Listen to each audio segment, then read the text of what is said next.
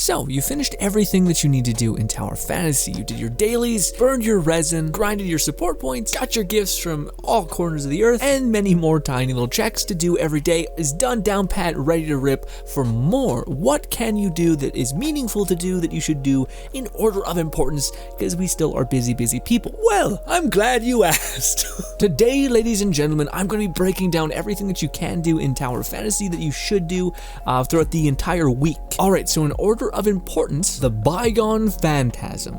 This is in your challenge tab, and you can go right here and click it. Basically, this is Spiral Abyss, but this resets every week in terms of rewards. You were set back to level 1 every single week, and you guys can see the rewards that you're going to be getting is dust, all this stuff, and it's actually very simple, even if you're just able to make it through the first couple levels. But this is something great to do because you get a big payout of dark crystals and an even bigger payout of dark crystals at the end, as well as just many level up materials, things that can level up your suppressors, things like that. Also, it's incredibly chill to do. You literally just go and kill enemies. It gets harder and harder, but you can get a lot of the rewards just if you're able to get a little bit close. Not only that, but there is a ranking system in the thing that gets you even better rewards. So given your placement in your server and how far you can actually push within the tower, you can actually see that there's various rewards for you. If you can break top 10, you're getting a decent amount of rewards. If you can be even higher, then an insane amount of rewards, but something nevertheless that you should do and make work in. Also, if you're curious about becoming stronger, there's a video coming down the pipeline of all the things that you can do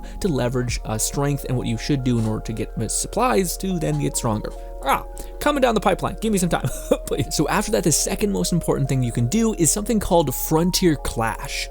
This is going to award you with armor, which is incredibly important for your power, but not only with armor. This thing is also going to award you with a ton of supply points if you have already completed it throughout the week. So you can do this with your friends, and you're going to get around 350 supply points, which is not as much necessarily if you're just running dimensional trials, just back to back to back. You can bang these out really fast. Then you can also autopilot it. But what makes Frontier Clash special is that you can basically farm parts, because you don't know what Frontier Clash is. You're in a giant dome area with a bunch of enemies with your friends or a team, and you're melting bosses and enemies over and over and over again. Essentially, this is a way that you can farm lower level mobs incredibly quickly, as well as get support points, and eventually you're going to need some cogs for your vehicle machines and things like that. So this is just incredibly good if you have some more time to spend in something. But just getting the base of this is going to be great, because 90% of your power is going to come from armor. So definitely do this. You can find a team. By the way, every single thing I'm suggesting to you that has any sort of cooperative play, they have a really good team building thing. You can just keep rolling the dice. This is not something to have anxiety about. Just jump in, say find team. Sometimes it's a little fucky and it will put you like here, and you're not doing that event, so you'll have to go here and find out people who are actually wanting to play, and then you just jump in. We also have a crew, so if you want to join that, whenever we're streaming, we'll probably try to do that with you guys. So yes, it's a shameless plug for our stream, GRINN channel. Another thing that you can do and is worth doing is Apex League, albeit a little bit. Rewards kind of fucky. It's nice. It's not crazy. Basically, jump in there, dip your toe in, do like 1 or 2 matches, get out.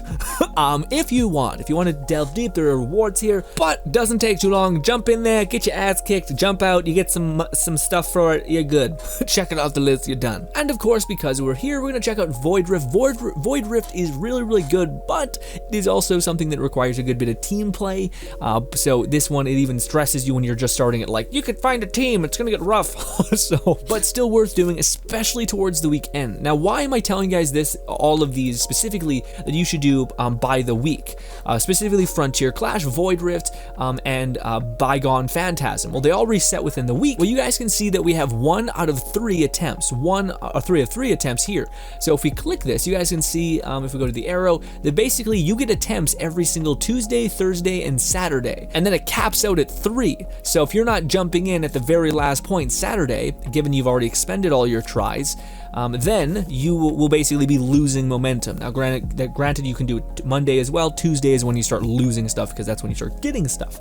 And if you have too much stuff, you don't have anywhere to put it, it goes away. So that's why it's important to do this by the end of the week, or at least Monday, because you're still gaining your attempts, which is pretty nice.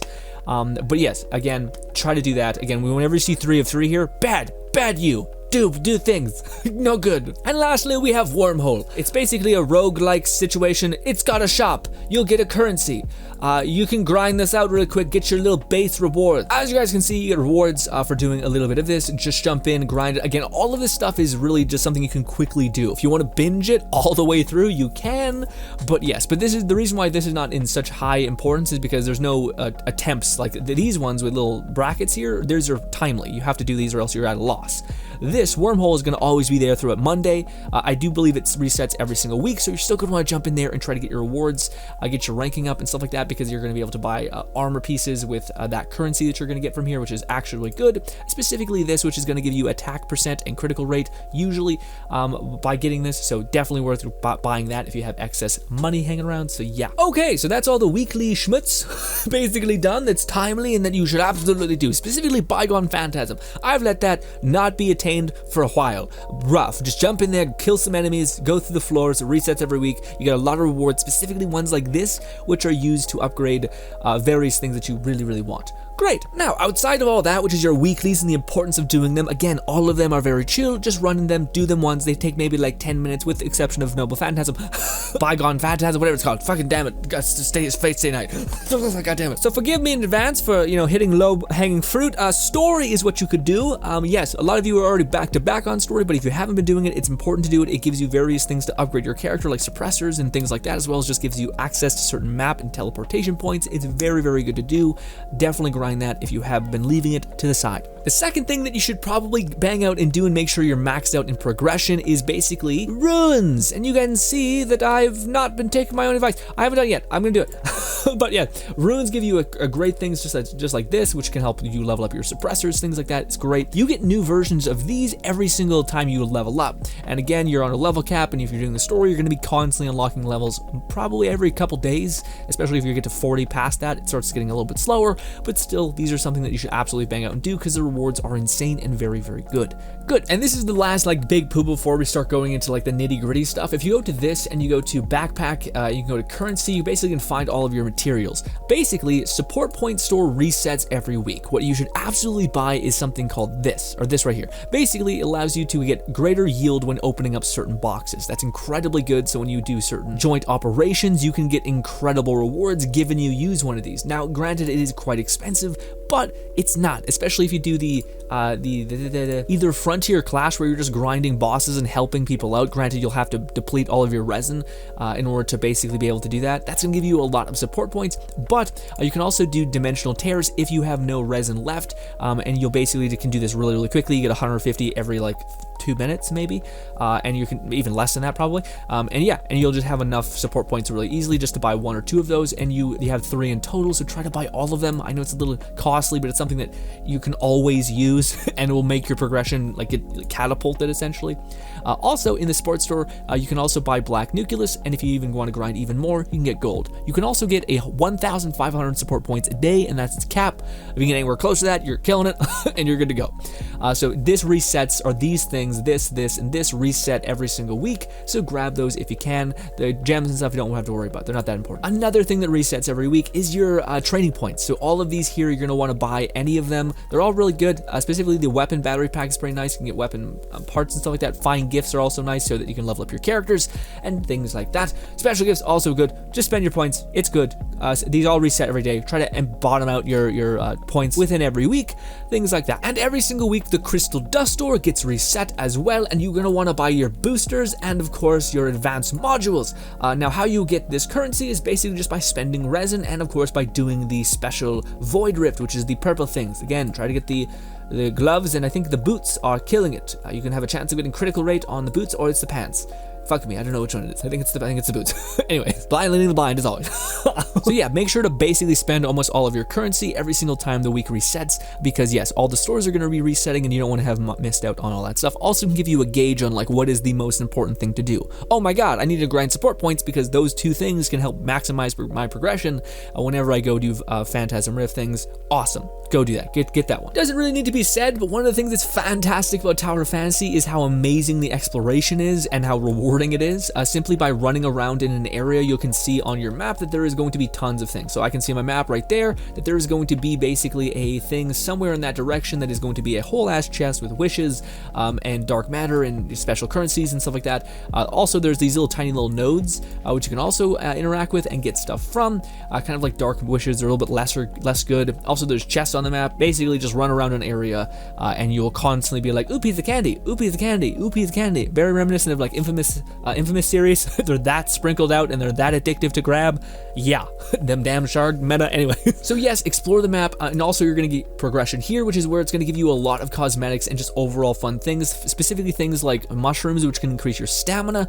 By the way, if you have those in your inventory, eat them, as well as cool outfits and things like that if you're into that. So go explore every region. This is something that you're gonna need to bang out. And also, in one stream, we were at like 20 wishes, and just within the first area, which I haven't even fully completed, we got enough to get an SSR just within this one area, which is pretty mental. It's actually insane. Again, we're going for bang for your buck, so exploration is going to give you a lot of yield, a lot of duplications of SSRs and wishes and things like that. So try to grind out that if you can, and make some progression in that way. Now, another thing that you can do is level up your vehicles and or do maintenance on your vehicles, whatever you want to call it. So when you go to maintenance, you're basically going to be seeing that you can level up your weapons and add aid request. So if I hit quick maintenance, yes, so we're basically just expended all that stuff, brilliant, and we just leveled up our car. Now what that does is it basically gets this progression within this loot tree. Basically everything has progression bars, and every time you do any activity, you're gonna get something out of it,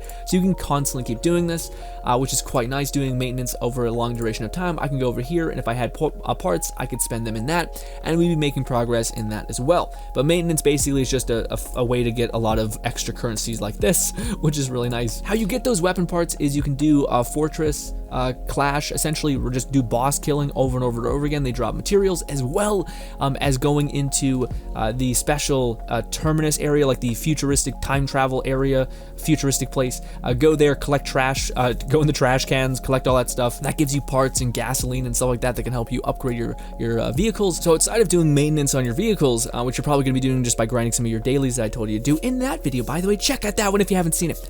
Another shameless plug. I'm disgusting. Anyways, but if you're wondering how you get access to certain vehicles like this, you can actually grind this by killing mobs. They're usually low-level drops from certain specific mobs, which is also why it's so good to do Fortress Clash, because basically you're just fighting an onslaught of enemies consistently. So if you're doing this, helping newbies or helping your friends or helping whomever, just doing matchmaking and finding this, even if you have it all done for the week, just doing this and killing enemies can give you a chance at those things. Now you can specialize and go into the various other tools within this community where you can find maps that take you to enemies and where all those enemies are located. And you guys can see right here that it says it's from the Vermin Brothers, essentially low probability drop rate from the Vermin Brothers. They don't mark that on the map of where those people are, but if you just use various maps extensions, if you literally just type in Tower of Fantasy map, it'll take you to where all of these enemies are, and you can go kill them, wait for them to respawn, and stuff like that. Although, why not kill two birds with one stone and make constant continual ground over time? And lastly, there's one big pooba, and that is essentially world bosses. Now, why are you going to do world bosses? Also, in order to do world bosses, you are going to need advanced password chests, gold keys, basically. You get these by completing weeklies and various other things, so you'll get a good bit of them eventually.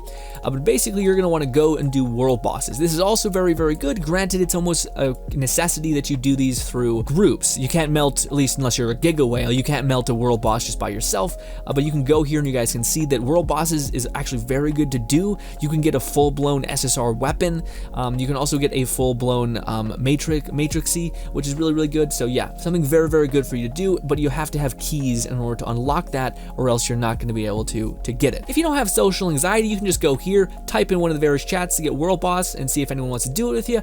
Or you can just be a part of our crew in the Radiant server, and we'll have streams where we just do that. So we'll burn all them keys with you. Yes, our whole guild will come together and melt some bosses. Hopefully, fingers crossed. Go subscribe to the GRINN streaming channel. Again, another selfish plug. I'm disgusting. If I could just plead with you to do just about anything in this whole video, it would basically be to do the Frontier Clash, even beyond the fact that you have attempts, so you can grind support points and also materials that can help you level up your vehicles, and also just get gears to help you give your companions gifts. That's also the other thing I didn't mention. We talked about leveling up your vehicle, but what about leveling up your companion? This is really good awakening. Basically, if you go to gifts, you can start to basically make good ground, and if you guys look at some of the like end tier level up things, it's insane, gives you a huge damage boost. So this is something that you should also be mindful of if you're doing the claw machine in this specific area anyway, or you could get some cool things to drop, and of course level up your simulacrum by giving your character skin a gifts, which is weird, but yeah, that can be very useful, and I would highly advise that as well. But ladies and gentlemen, thank you so much for your time. If you're interested about how to get stronger, there's a video right there on screen. Give me some minutes, it's gonna take a little bit to make it. Also, if you want to know what you must do every single day, aka things that reset every day that you should do, essentially check out that video right there. We made it a couple days ago. Check it out. Appreciate you for your time. Hopefully you enjoy the rest of your day. We're gonna be continuing to cover a lot of Tower of Fantasy, and hopefully I can see you in those videos in the future. Goodbye, my friends.